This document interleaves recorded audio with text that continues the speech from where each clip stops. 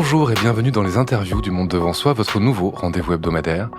Le 24 février 2022, l'Europe se réveillait sonnée avec une guerre à ses portes, un choc mais pas vraiment une surprise.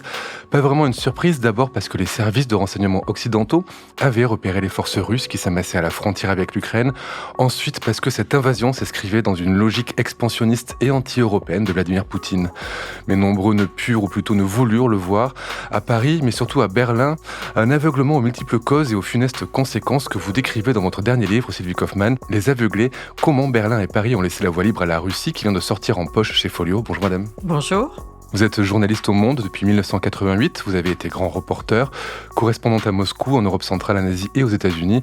Et je suis sûr que les auditeurs et auditrices de ce podcast connaissent déjà votre chronique hebdomadaire dans Le Monde. Merci d'être avec nous. Dans votre livre, vous racontez 25 ans, entre 20 et 25 ans d'errement, d'hésitation, de petites lâchetés, d'arrogance et d'erreurs géostratégiques qui ont mené finalement à la guerre en Ukraine.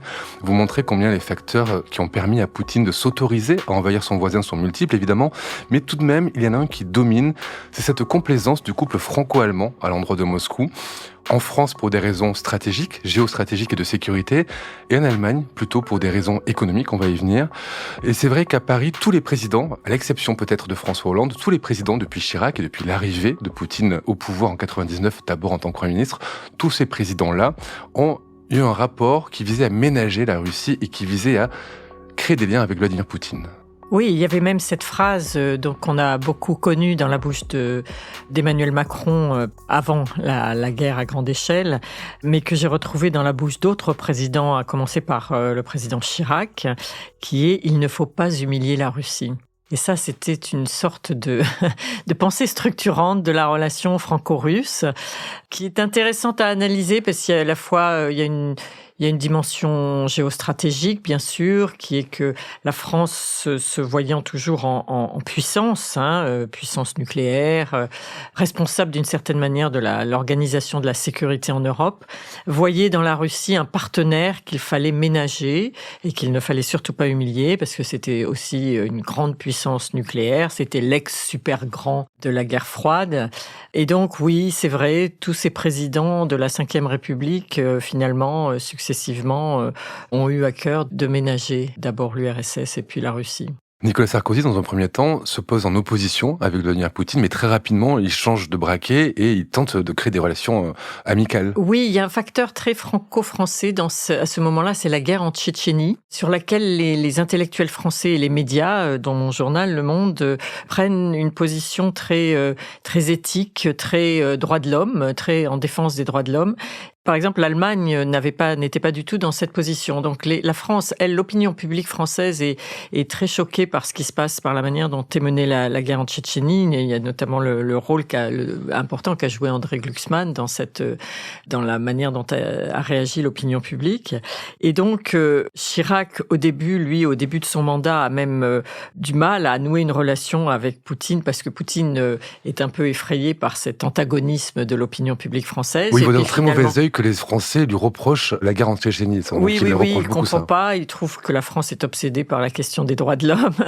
Et puis Chirac, évidemment, est pris par le pragmatisme et le réalisme. Il se rend compte que tous ses partenaires européens nouent des relations avec la Russie de Poutine et donc il ne veut pas être laissé sur le bord de la route. Donc, finalement, il noue lui aussi une relation normale, je dirais, avec Vladimir Poutine.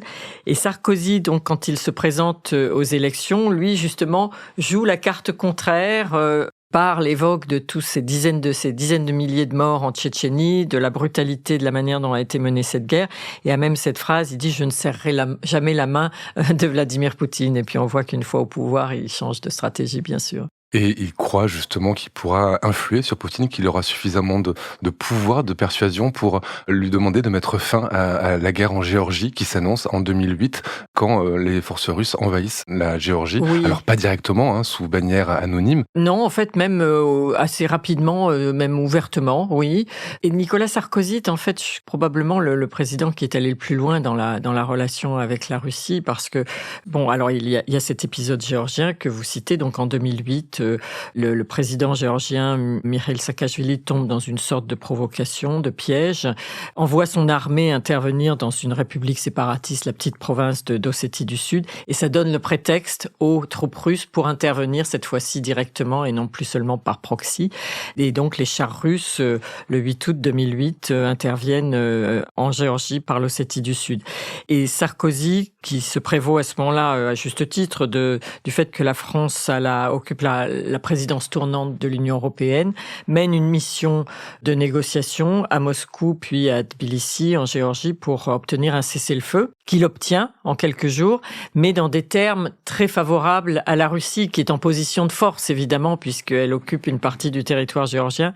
Et donc, c'est là déjà une manifestation très claire de faiblesse, je dirais, on pourrait dire de complaisance aussi, mais de faiblesse vis-à-vis de la Russie. Manifestation qui est, je dois dire, il faut le rappeler, adoubée par le reste de l'Union européenne. Oui, il est félicité à son retour de Absolument. De Moscou. Oui, Sarkozy et Kouchner sont accueillis presque triomphalement par leurs partenaires européens qui se disent on a évité une grande catastrophe et qui ne se doutent pas qu'aucun des accords, aucun des termes vraiment de l'accord ne sera respecté par les Russes. Et puis, Nicolas Sarkozy, il fait une autre chose qui, à mon avis, est très grave et qui aurait pu être très très grave, c'est qu'il vend à la Russie de Vladimir Poutine 2 porte-hélicoptères français, les fameux Mistral, qui sont vraiment des bâtiments de guerre importants. C'est ce qu'il y a de plus gros après le porte-avions. Après Charles de Gaulle, oui. Oui.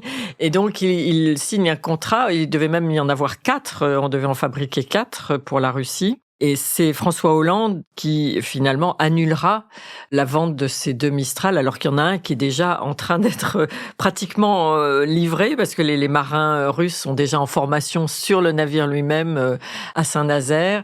Mais entre-temps, en 2014, la Crimée a été annexée par la Russie. Et là, il y a vraiment un mouvement de contestation et beaucoup de pression de nos partenaires européens, américains aussi, bien sûr, pour dire vous ne pouvez pas livrer ces bâtiments de guerre à la Russie, ça aurait des conséquences terribles. Et donc, la France, sous l'impulsion du président François Hollande, annule cette vente. Alors justement, François Hollande, il a un rapport très différent de Nicolas Sarkozy, de Jacques Chirac à Vladimir Poutine. Il s'en méfie. Pourquoi est-ce qu'il a ce rapport différent? Est-ce que c'est à cause des leçons qu'il tire de la Géorgie en 2008, de la Crimée en 2014? Est-ce que c'est parce qu'il voit Poutine de près avec Merkel? Alors, je crois que c'est beaucoup lié au moment auquel François Hollande arrive au pouvoir, en 2012. Là, on constate, c'est presque un tournant dans la présidence de Vladimir Poutine. Il y a un durcissement très net qui s'est opéré à fin 2011, début 2012. Alors, il faut se rappeler que donc Vladimir Poutine arrive au pouvoir en 2000.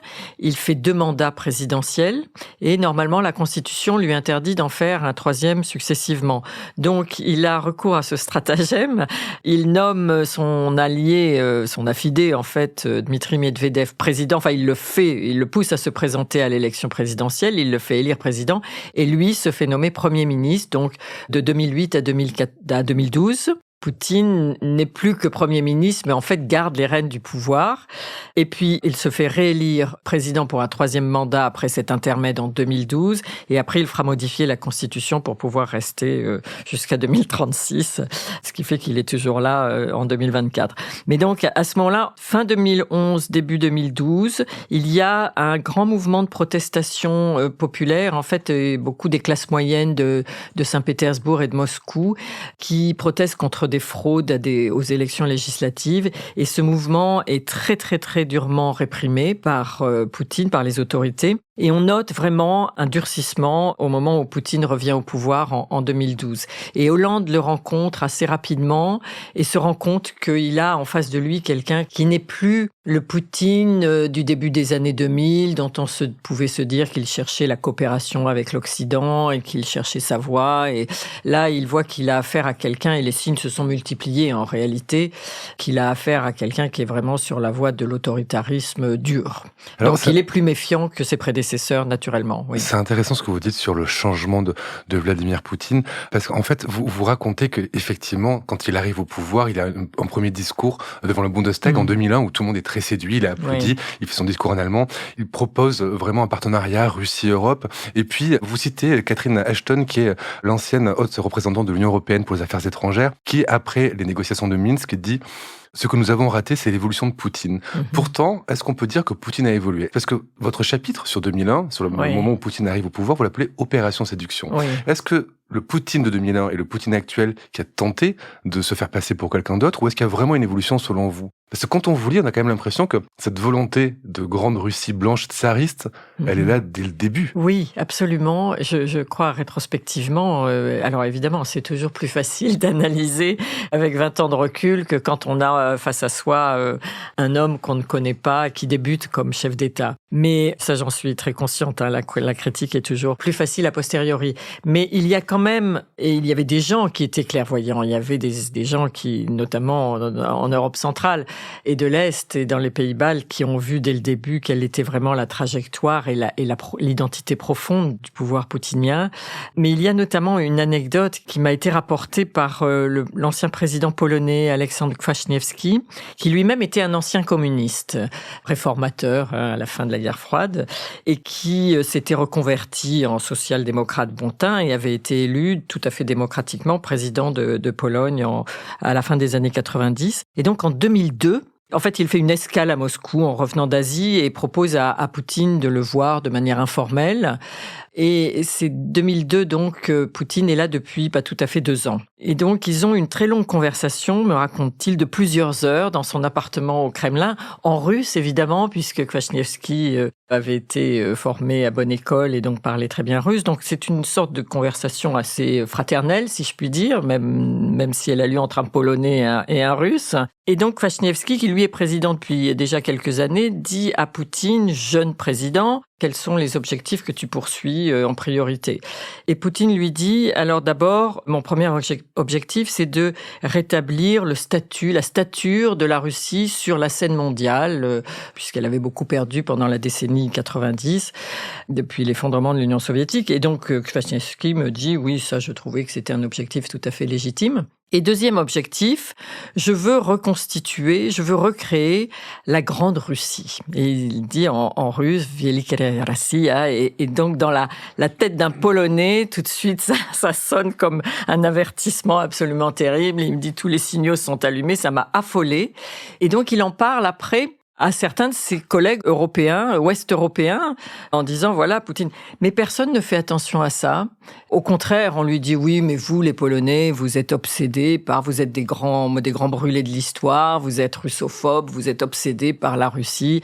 Et donc, voilà, il garde pour lui cet avertissement qui, en réalité, était tout à fait sérieux. Oui, on le voit, et ce ne sera pas le seul. Il y a aussi beaucoup de chefs d'État et de gouvernements des pays d'Europe de l'Est, ceux qui sont au plus près de la Russie, qui vont tirer le signal d'alarme. On va y revenir, mais je voudrais qu'on reparle des présidents français. On a eu Emmanuel Macron, qui, vous l'avez dit, a eu ce motto « Il ne faut pas humilier la Russie » dans les premières semaines du conflit entre la Russie et l'Ukraine. Pourtant, au début, il a essayé d'employer une méthode qui est à la fois entre séduction et rapport de force avec Poutine. Séduction avec Versailles, et puis léger rapport de force quand ils sont ensemble dans le sud de la France et qu'il lui montre une frégate qui croise au loin. Donc, quelle est la stratégie qu'a eu Emmanuel Macron avec Poutine, et quelle est la stratégie du début et quelle est la stratégie actuelle? Oui, alors Emmanuel Macron commence en effet son premier mandat en 2017 en invitant tout très vite Vladimir Poutine pour l'inauguration de l'exposition sur Pierre le Grand à Versailles. Et là, il y a cette double tactique que vous décrivez. En effet, d'une part, il lui montre Versailles. Enfin, c'est pas un hasard. Il choisit ce cadre impressionnant et majestueux de Versailles. Et il a ce moment pendant la conférence de presse dont il avait informé à l'avance Vladimir Poutine pour pas avoir l'air de le surprendre. Il a ce moment où il dit à un journaliste russe, mais vous n'êtes, je ne vous considère pas comme des journalistes, vous êtes des agents de propagande, des journalistes de RT. Et le fait est que pendant la campagne électorale, il avait fait l'objet d'une campagne de désinformation des services russes assez sévère. Donc il veut montrer là à Poutine qu'il l'accueille d'une certaine manière avec tous les honneurs qui sont dus au chef d'État d'une grande puissance, mais qu'il n'est pas dupe de ce que font les services secrets par ailleurs russes. Mais ensuite, il décide en 2019 de rouvrir le dialogue avec la Russie.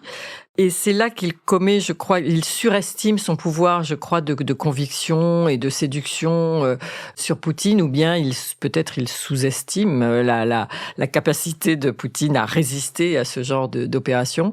Et l'autre défaut qu'a cette opération, je crois, de la part du président Macron, c'est qu'il il agit seul. Il n'associe absolument aucun de ses partenaires européens à cette tentative de relance du dialogue avec la Russie.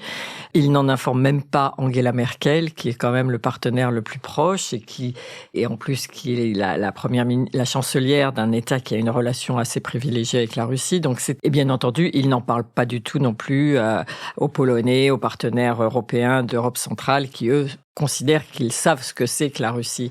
Donc, finalement, on verra que cette tentative de relance de dialogue n'aboutit pas. Et Macron devra, en février 2022, quand la Russie va envahir l'Ukraine, sera amené à faire un demi-tour total sur cette stratégie. Et il est maintenant un des plus déterminés contre l'offensive expansionniste russe. Oui, on voit ça avec, par exemple, la proposition d'envoyer des troupes sur le sol ukrainien ou l'autorisation d'utiliser des missiles longue portée donnés aux Ukrainiens. Vous avez parlé de la relation particulière entre l'Allemagne et la Russie.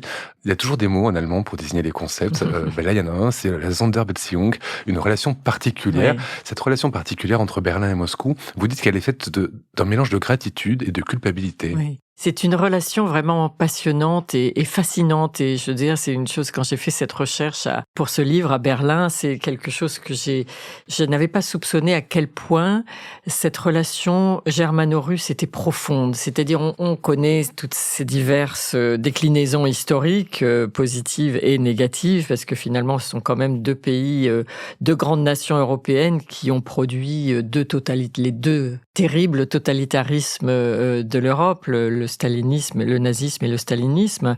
Mais c'est une relation vraiment presque psychanalytique, je dirais. Les intellectuels allemands sont passionnés par cette relation. Angela Merkel elle-même disait qu'elle était très éprise de littérature russe. Elle est allée en Russie, puisqu'elle avait grandi en RDA, dans un pays communiste elle-même, dans la République démocratique d'Allemagne. Elle avait été amenée à aller en Russie avec un voyage scolaire, adolescente, et elle avait été tout à fait fascinée. Il y a vraiment cette fascination de la Russie qui joue beaucoup en Allemagne. Et puis, il y a aussi une relation économique très ancienne, très profonde. Alors, évidemment, au XXe siècle, il y a tous ces cataclysmes qui se produisent et la Deuxième Guerre mondiale provoque chez les Allemands encore aujourd'hui cet immense sentiment de culpabilité qu'ils répètent régulièrement. Enfin, quand vous parlez à un responsable allemand de la Russie, il commence toujours par énoncer ce postulat qui est l'Allemagne est responsable de la mort de 20 millions de Soviétiques pendant la Deuxième Guerre mondiale. Quelquefois, ils ne disent pas soviétiques, ils disent 20 millions de Russes. Et c'est là que se produit aussi l'erreur, c'est-à-dire que l'Allemagne est tellement fascinée par la Russie, traditionnellement, qu'elle a oublié qu'il y avait d'autres peuples autour, d'autres nations, comme l'Ukraine, par exemple. Et évidemment que dans ces 20 millions de Soviétiques, il y a eu beaucoup d'Ukrainiens qui ont été tués. Cette espèce d'obsession russe de l'Allemagne qui est très intéressante et qui leur a joué beaucoup de tours, et puis qui est mêlée, comme vous dites, d'un autre sentiment qui est celui de la gratitude vis-à-vis de la Russie, de Gorbatchev et de l'URSS d'avoir permis la réunification de l'Allemagne. Voilà, donc c'est effectivement des sentiments très, très complexes dans cette relation. Il y a deux leaders qui vont avoir un grand rôle dans le rapprochement entre Moscou et Berlin. C'est d'abord Gerhard Schröder, le chancelier social-démocrate, et puis Angela Merkel, qui était CDU, qui est démocrate chrétienne. Gerhard Schröder, c'est une relation très étonnante qui se noue entre Poutine et lui. Vous la qualifiez de bromance. C'est à la fois une relation guidée par l'argent, puisque Gerhard Schröder aime l'argent. C'est aussi, ils ont une histoire commune, tous les deux, une enfance, en fait, des blessures d'enfants qui sont communes. Il y a une véritable amitié qui se développe au-delà des raisons stratégiques. Et qui dure toujours, je crois. Ils célèbrent régulièrement, mutuellement, leurs anniversaires. Et qui coûte beaucoup à Schröder, parce qu'il a été mis au banc depuis de la... Oui, mais il faut dire qu'il est allé quand même très loin. Même, on peut parler de corruption. Alors, cette histoire de la destinée russe de Schröder est quand même très étonnante parce que il est donc chancelier. Je pense qu'on peut tout à fait considérer que Poutine a vraiment délibérément choisi sa cible. Poutine, dès le début de son pouvoir, de son règne, voulait nouer une relation avec l'Europe. Et il savait, puisqu'il avait été posté à Dresde, en Allemagne de l'Est, pendant 5 ans, comme officier du KGB, il connaissait bien l'Allemagne. Et il savait que c'était par l'Allemagne qu'il devait entrer en Europe, finalement, et que ça serait la meilleure voie. Et donc, en bon officier du KGB, il observe Schröder, qui est arrivé au pouvoir en 99, Et il voit qu'il y a une cible vraiment de choix pour lui parce qu'il cerne son profil, il définit toutes ses faiblesses à la fois politiques, humaines et y compris son goût de l'argent, et il comprend qu'il est corruptible. Et donc il établit très rapidement une relation privilégiée avec lui, d'homme à homme. Vous avez mentionné leur passé, ils sont de la même génération, ils ont tous les deux eu des pères qui se sont battus pendant la Deuxième Guerre mondiale. Schröder n'a même pas connu son père a été tué lorsqu'il avait 6 mois. Ils viennent de milieux humbles, ils se sont battus quand ils étaient enfants avec leur environnement, ils sont arrivés à la force du poignet. Enfin, ils sont deux hommes qui se sont vraiment battus pour arriver là où ils en sont. Et donc, une relation très privilégiée et même amicale se noue entre eux. À la fin de son mandat de chancelier, Schröder signe le premier contrat Nord Stream 1 sur le gazoduc. Ce gazoduc qui permet justement de relier directement la Russie à l'Allemagne sans passer par le sol européen. Voilà, en passant sous la mer Baltique, pour livrer du gaz bon marché à l'Allemagne directement. Il est donc battu par la CDU de Merkel en 2005 et 17 jours après avoir quitté la chancellerie, il accepte le poste de président du conseil d'administration de la filiale Nord Stream de Gazprom. Et personne ne dit rien. C'est quand même un conflit d'intérêts majeur, mais en Allemagne, ça ne choque pratiquement personne. Et on m'a même dit au SPD que c'était Angela Merkel elle-même qui avait suggéré le nom de Gerhard Schröder pour ce poste en se disant il vaut mieux que ça soit quelqu'un qui a de bons rapports avec Poutine, ça sera plus facile. Voilà, donc il y a cette espèce de consensus allemand pour consolider cette relation privilégiée avec Poutine et cette dépendance de l'économie allemande au gaz russe. Alors vous expliquez très bien comment Nord Stream, le piège Nord Stream tendu par Poutine aux Allemands se referme sur Berlin. Berlin a besoin de beaucoup de gaz pour faire tourner une économie qui est très importante pour l'Allemagne. Tout ça, vous le racontez, je renverrai les auditeurs et auditrices à votre livre, mais il y a quelque chose qui est très intéressant parce que, en fait, autant la France a une dépendance, ou en tout cas des rapports guidés par des raisons géostratégiques à Moscou, autant l'Allemagne, c'est vraiment purement économique, au mépris justement de la géostratégie, de tous les signaux géostratégiques dangereux qui pourraient les alerter. Et en fait, vous expliquez que Angela Merkel poursuit la politique de Schröder par rapport à Nord Stream et au gaz russe, et vous justifiez la raison pour laquelle elle fait ça. En fait, vous expliquez qu'Angela Merkel ne pense pas la démocratie allemande suffisamment solide pour pouvoir subir une crise. Oui. Et qu'en cas de crise, la démocratie allemande est trop jeune et pourrait s'effondrer, et elle craint le retour, je ne sais pas, d'extrême droite ou d'idéologie totalitariste, vous ne dites pas, mais c'est quelque chose qu'on a très peu entendu, ça, cette crainte de Merkel de voir la démocratie allemande tomber pour des raisons économiques. Alors, c'est un de ces biographes qui m'a avancé cette théorie que j'ai trouvée assez convaincante. C'est un journaliste allemand qui l'a suivi pendant la totalité, je crois, de ces 16 ans à la tête du gouvernement allemand, et donc qui a eu de longues conversations avec elle, et il m'a dit finalement c'est cette conclusion à laquelle j'en suis arrivée, parce que c'est cette énigme que tout le monde essaye de comprendre, de résoudre, et je ne sais pas si elle apportera elle-même une réponse dans ses mémoires qui vont paraître cet automne, mais donc cette énigme qui est comment cette femme, donc chancelière, qui est née en Allemagne de l'Est, dans un régime autoritaire, communiste, qui a étudié le russe, qui parle russe, qui connaît la Russie, qui n'avait absolument pas la naïveté de Gerhard Schröder vis-à-vis de Poutine, parce que dès le début, elle comprend à qui elle a affaire dès sa première rencontre avec Vladimir Poutine, et elle ne l'aime pas. Il se comporte mal avec elle, et donc elle s'en méfie. Elle sait à qui elle a affaire, et malgré cela, non seulement elle poursuit la politique lancée par Schröder de rapprochement avec l'Allemagne et de dépendance,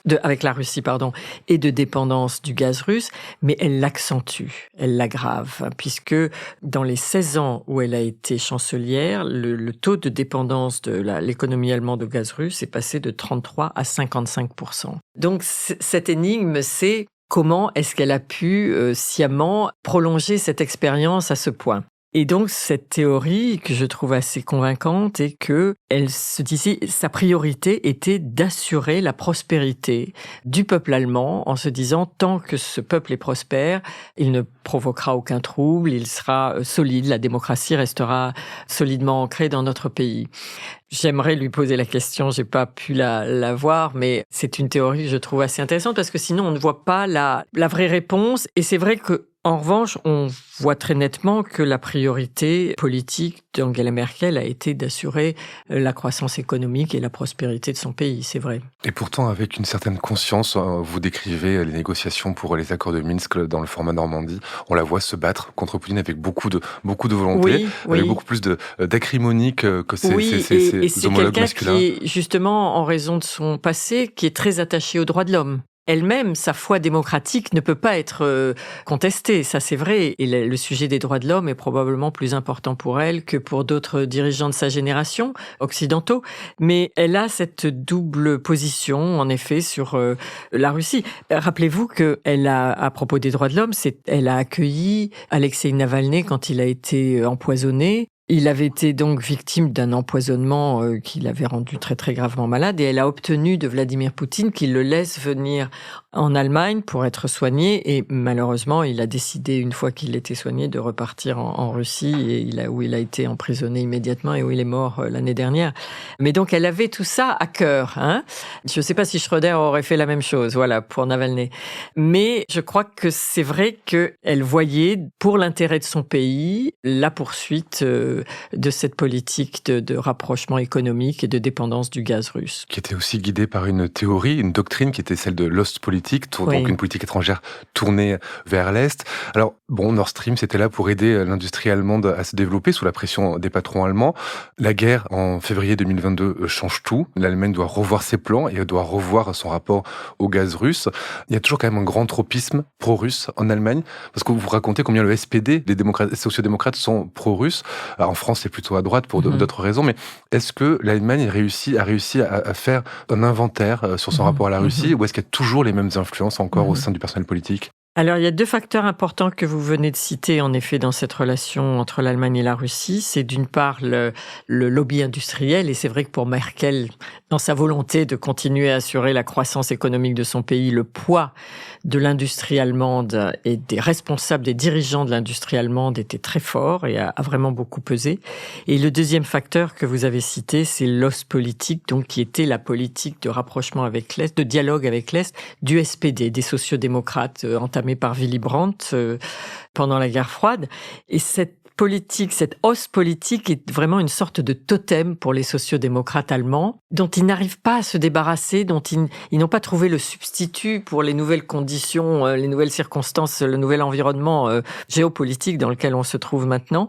Et donc, on voit que Olaf Scholz, le chancelier actuel, reste marqué par cette tradition d'ouverture vers les pouvoirs à l'époque, c'est-à-dire que les pouvoirs à l'époque de l'Union soviétique et du bloc soviétique, c'est-à-dire que le SPD, à la fin de la guerre froide, avait des relations de parti à parti avec les pays communistes. Donc, on a découvert récemment des photos de Olaf Scholz, qui était un des dirigeants des jeunesses socialistes, qui allait en RDA ou dans d'autres pays communistes et qui avait des relations très proches avec les partis au pouvoir, en fait, les partis communistes. Ce que ne faisaient pas les socialistes français. Puis nous avions le Parti communiste qui avait ses propres relations avec les partis frères, mais le Parti socialiste français, lui, à la fin des années 80, enfin dans les années 80, soutenait ouvertement les mouvements de société civile comme Solidarność en Pologne et les dissidents de la Charte 77 en Tchécoslovaquie, par exemple. Mais donc, le SPD allemand reste marqué par cette histoire et a beaucoup de mal à aller jusqu'au bout d'une rupture avec la Russie. Et s'ajoute maintenant à cette difficulté la montée de l'extrême droite en Allemagne de l'Est en particulier, et une extrême droite qui est ouvertement pro-russe. C'est un autre élément de cette complexité germano-russe et que les Allemands de l'Ouest ont énormément de mal à expliquer. En fait, ils n'arrivent pas. Moi, j'ai posé la question en permanence et j'ai jamais réussi à obtenir une réponse vraiment satisfaisante. Comment est-ce que les Allemands à l'Est de l'Allemagne, qui ont été finalement colonisés par les Soviétiques, donc en grande majorité par les Russes pendant près de 40 ans, ont envie aujourd'hui de se rapprocher d'eux alors que la Russie a dévoilé ouvertement ses objectifs impérialistes. C'est très, très contradictoire, très paradoxal et très étonnant. Il n'y a pas que l'Allemagne de l'Ouest qui se pose cette question sur les rapports entre justement certains Allemands, certains Français et la Russie. Il y a tout un pan de l'Europe aussi, vous le racontez très bien. Le rapport à la Russie crée une grande ligne de fracture entre d'un côté le couple franco-allemand et les petits pays, les anciens pays post-communistes qui ont vécu justement sous le joug soviétique pendant plusieurs décennies. Eux, depuis le début, ils alertent, depuis le début, ils sont méfiants, ils se méfient de Vladimir Poutine, ils préviennent les chancelleries de l'Ouest qu'il faut faire attention, que 2014, donc la Crimée et la Géorgie, ce sont des signaux qu'il faut prendre avec sérieux. Ils militent pour faire entrer l'Ukraine à l'OTAN, pour éviter justement ce qui aurait peut-être pu éviter en février 2022, mais ils sont pas entendus. Est-ce que c'est pas le signe quand même de quelque chose qui fonctionne mal au niveau européen, d'avoir un tel poids franco-allemand sur toute une stratégie, une géostratégie d'une union, et que des pays qui finalement auraient dû être écoutés ne le sont pas parce qu'ils sont trop petits? Donc est-ce qu'il y a pas un problème institutionnel? Et si oui, est-ce que depuis février 2022, les choses ont un peu changé? Oui, c'est une vraie question et c'est une des clés de toute cette crise finalement. C'est un peu naturel. Le poids du tandem franco-allemand est inévitable. Ce sont eux qui sont à l'origine de l'Union européenne. Ce sont les deux plus grosses économies du bloc. Donc, c'est inévitable. Quand il marche bien, ce tandem, il arrive à produire des choses très intéressantes. Mais Français et Allemands étaient tout à fait d'accord pour ignorer les avertissements de leurs partenaires de l'Est. Alors, je crois qu'on est en phase de rééquilibrage, essentiellement depuis le 24 février 2022, bien sûr. De manière moins spectaculaire qu'on ne l'a pensé au début. Vous vous rappelez, l'année dernière, dans la foulée de l'invasion de l'Ukraine par la Russie, où là, à ce moment-là, Varsovie, Vilnius, Tallinn, on dit, vous avez vu, c'est nous qui avions raison, et on a été obligé de leur dire, y compris Emmanuel Macron, d'ailleurs, a fait un grand discours, très bon discours, d'ailleurs, à Bratislava l'année dernière, en rappelant, sans le nommer, que le président Chirac avait eu cette phrase terrible en 2004, lorsque les pays d'Europe centrale avaient rallié les États-Unis dans l'invasion de l'Irak. Et il avait dit, vous avez perdu une occasion de vous taire. Oui, il avait dénoncé des pays qui ne se comportaient pas de manière polie. Voilà, il avait dit, vous n'êtes pas poli et vous avez perdu une occasion de vous taire. Et Macron, l'année dernière, a dit, je crois que nous avons nous-mêmes perdu une occasion de vous écouter. Donc voilà, ce mea culpa est fait maintenant, d'une certaine manière aussi à Berlin. Mais à ce moment-là, on s'est mis à parler de basculement du centre de gravité en Europe, de l'ouest vers l'est. Je crois que là, on était un petit peu rapide dans nos analyses, parce que le poids économique de l'Europe reste quand même assez majoritairement à l'ouest. Mais c'est vrai que ces pays ont une voix qui pèse beaucoup plus maintenant dans l'Union européenne. D'abord parce que à Varsovie, le pouvoir a à nouveau basculé au cours des dernières élections vers le centre droit et que ce n'est plus ce parti national populiste droit et justice qui est au pouvoir. Donc c'est beaucoup plus facile. On a des relations beaucoup plus normales maintenant à l'ouest avec la Pologne. Et puis, les Baltes sont finalement des tout petits pays, mais qui ont une voix qui porte maintenant. On a notamment l'ex-première ministre estonienne, Kaja Kallas, qui est maintenant, qui va devenir la responsable de la diplomatie européenne, comme haute représentante qui va succéder à Josep Borrell. Et il y a un nouveau commissaire à la défense. C'est un poste qui vient d'être créé par Ursula von der Leyen et qui se trouve être un Lituanien, aussi ancien Premier ministre. Donc, on voit qu'il y a quand même probablement un début de rééquilibrage qui est en train de s'opérer et c'est une bonne chose, je crois, pour tout le monde. Et en parlant justement de chefs d'État des pays baltes, je vous conseille aux lecteurs de lire dans votre livre tout ce que vous racontez sur la présidente lituanienne et sur son rapport à Poutine. Alors son nom est très compliqué à prononcer pour moi, mais Dalia Grybauskaite. Voilà, et qui est une personne très peu connue en France, mais qui mérite d'être découverte. Merci beaucoup Sylvie Kaufmann pour ces analyses et ces explications, et je vous renvoie vers Les Aveuglés, comment Berlin et Paris ont laissé la voie libre à la Russie. C'est chez Folio, c'est sorti en poche. Merci Sylvie Kaufmann. Merci. On se retrouve vendredi pour un nouvel épisode du Monde devant soi avec Jean-Marie Colombani et Alain Frachon. Le Monde devant soi est un podcast produit par Slate Podcast. Direction et production éditoriale Christophe Caron. Prise de son, montage et réalisation Aurélie Rodriguez. Présentation Christophe Caron.